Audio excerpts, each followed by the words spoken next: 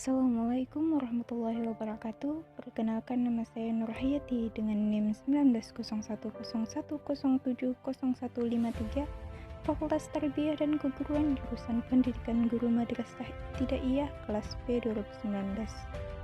Di video ini saya akan menjelaskan pembelajaran Universitas akidah Islam Negeri akhlak atau UIN dengan tema Antasari menghindari semula akhlak adalah tercela. Institut Agama Islam Negeri atau IAIN yang didirikan Pembuatan pemerintah video Indonesia ini pada 20 bertujuan untuk November memenuhi tugas kuliah 1964 pembelajaran dan baru akidah berubah akhlak oleh status dosen menjadi pengampu mata universitas kuliah pada pembelajaran April akidah 2021. akhlak, Ibu UIN Mukarramah Antasari SPD terletak di kota Banjarmasin, MPDI. Kalimantan Selatan, sebuah provinsi di Indonesia.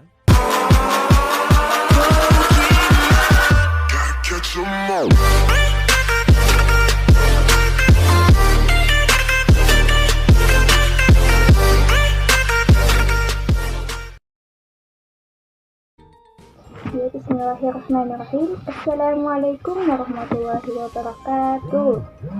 Selamat pagi anak-anak. Bagaimana kabarnya hari ini?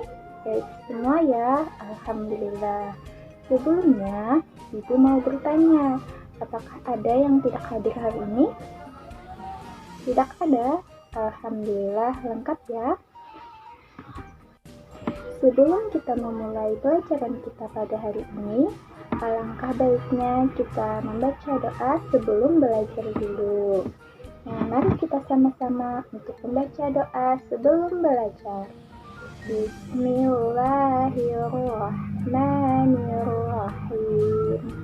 Raditu billahi robba wa bil islami dina wa bi Muhammadin nabiyya wa rasula. Rabbi zidni ilma warzuqni fahma walhamdulillahi rabbil alamin. Alhamdulillah. Ibu, kita hari ini akan belajar materi tema tentang apa? Ya, betul. Kita hari ini akan belajar materi tentang menghindari akhlak tercela. Siapa yang tahu apa itu akhlak tercela? Akhlak tercela adalah golongan akhlak atau tindakan buruk yang harus dihindari oleh setiap manusia. Akhlak ini harus dijauhi karena dapat mendatangkan mudarat bagi diri sendiri maupun orang lain. Anak-anak ibu, kita hari ini akan belajar 3 jenis akhlak tercela.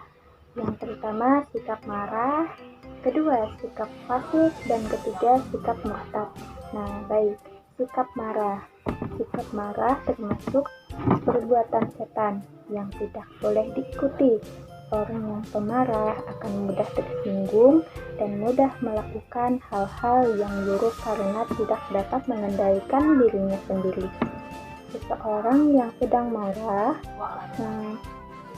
dapat diketahui melalui tanda-tanda atau ciri yang tampak, antara lain. Yang pertama, muka dan matanya tampak merah. Yang kedua, mulutnya berdesir.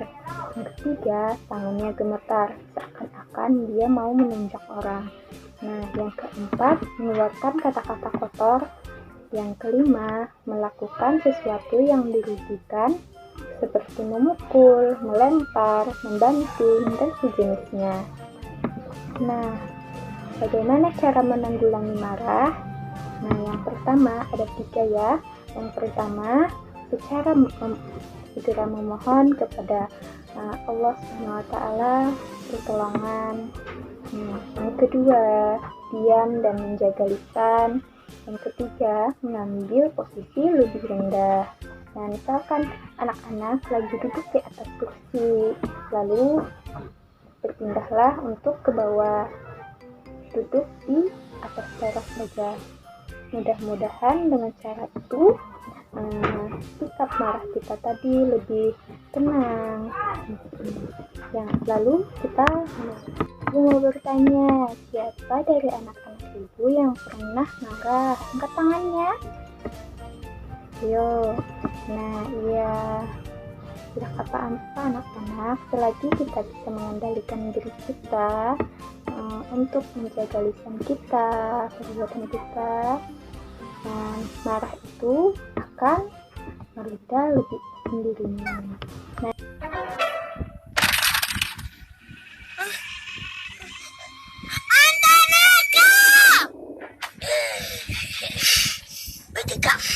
Bejegam.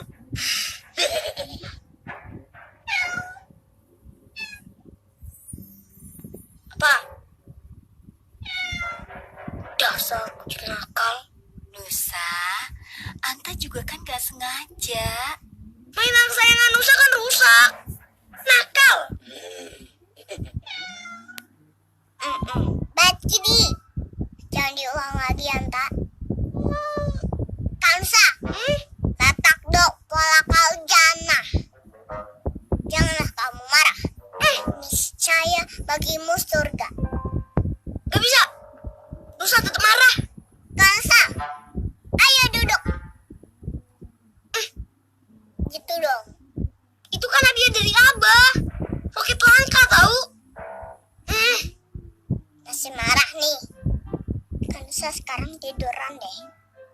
Kamu ngapain sih? Nyuruh Nusa tidur?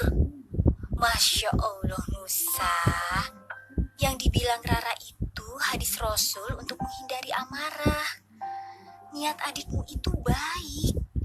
Marah itu kan asalnya dari setan dan sangat tidak disukai Allah.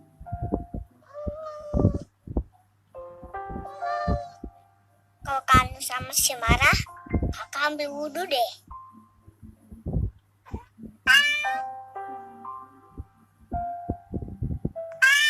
Astagfirullahaladzim. Iya, Nusa maafin deh.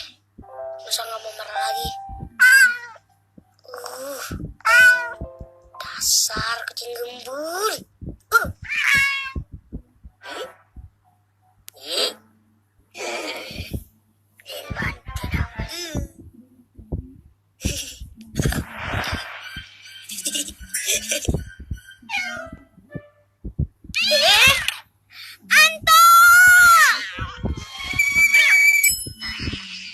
Nusa, wudhu aja deh.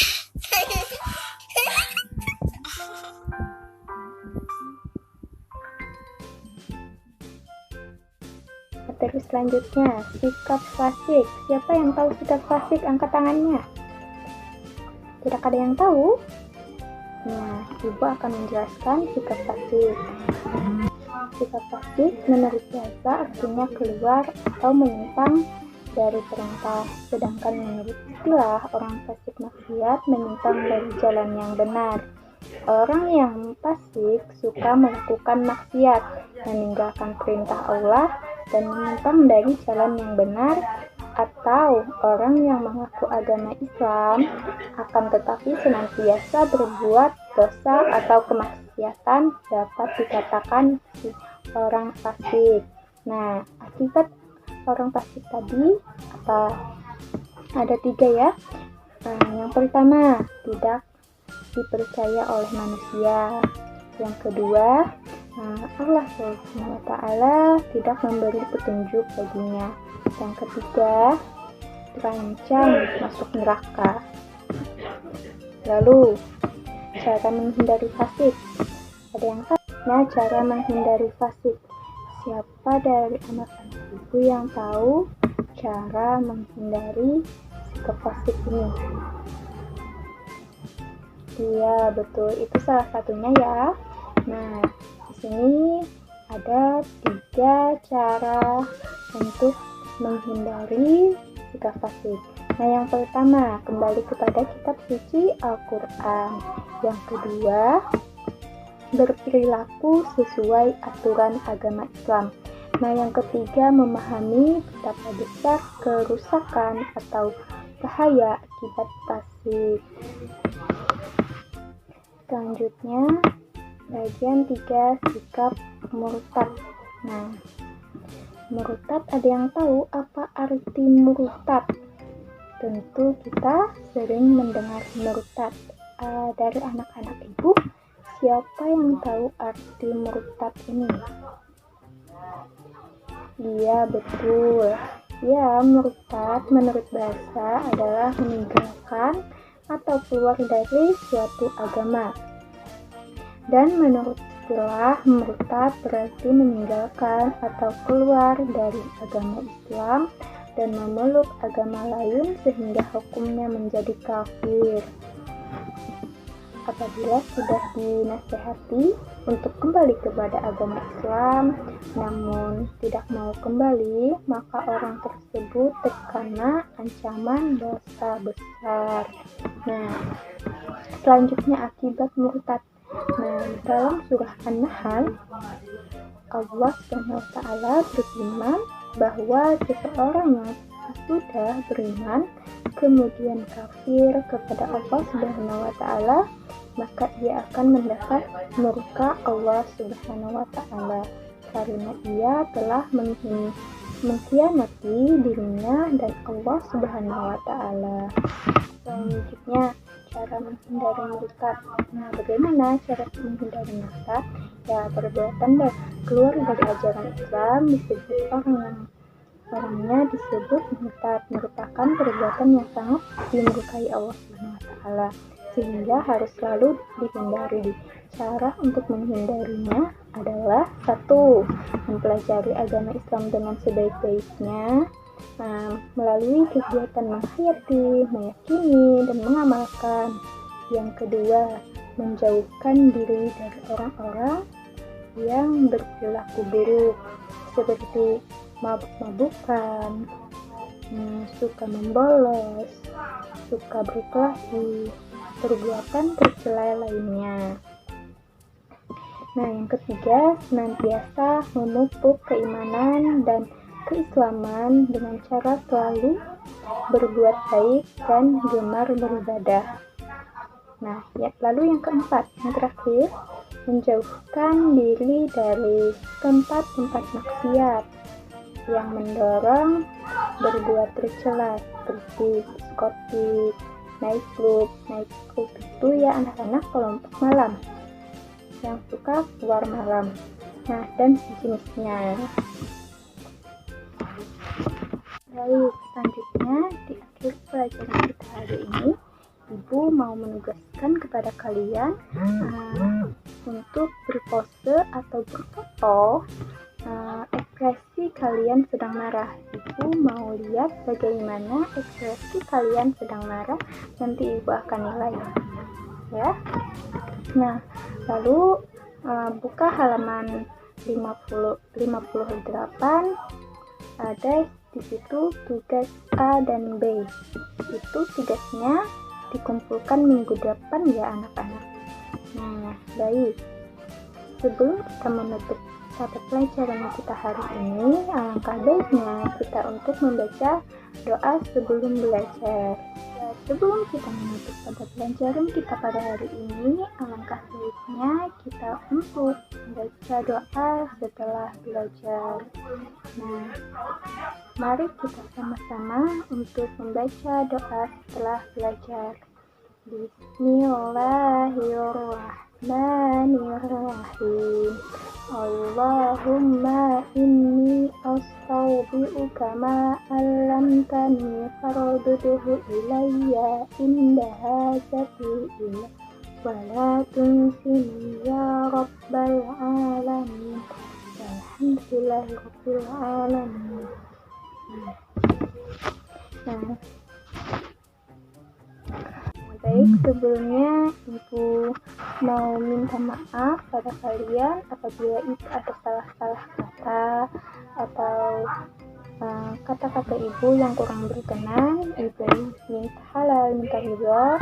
Nah, apabila ada anak-anak yang kurang paham, boleh tanyakan kepada Ibu minggu depan. Ya, Assalamualaikum warahmatullahi wabarakatuh.